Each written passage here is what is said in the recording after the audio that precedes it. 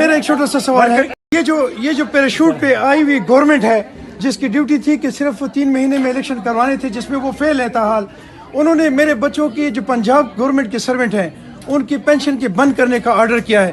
क्या आप ये समझते हैं कि उन्होंने ठीक किया और आपकी गवर्नमेंट आएगी तो आप इसको ठीक करेंगे? इंशाल्लाह देखिए, हम हमेशा पेंशनर्स और उनका ख्याल करते हैं और ज़रूर देखेंगे इस बात को। इस गवर्नमेंट का जो इंटरम आई है उसका काम है इलेक्शन कराना।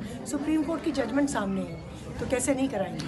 बिस्मिल्लाहिर्रहमानिर्रहीम। मेरी प्यारी आपी नुज़ुल सादिक साहबा, मेरी प्यारी बहन आसिया तनौली साहबा और मेरे बेटे हमीद अब्बा साहब चले गए क्योंकि उनके आजकल एक दिन में 6-6, 5-5 इजलास हो रहे हैं, इसलिए ये भी उनकी बड़ी वो है कि वो टाइम निकाल के आ गए हैं। बाहर लोगों के लिए भी मैं बांटती हूँ।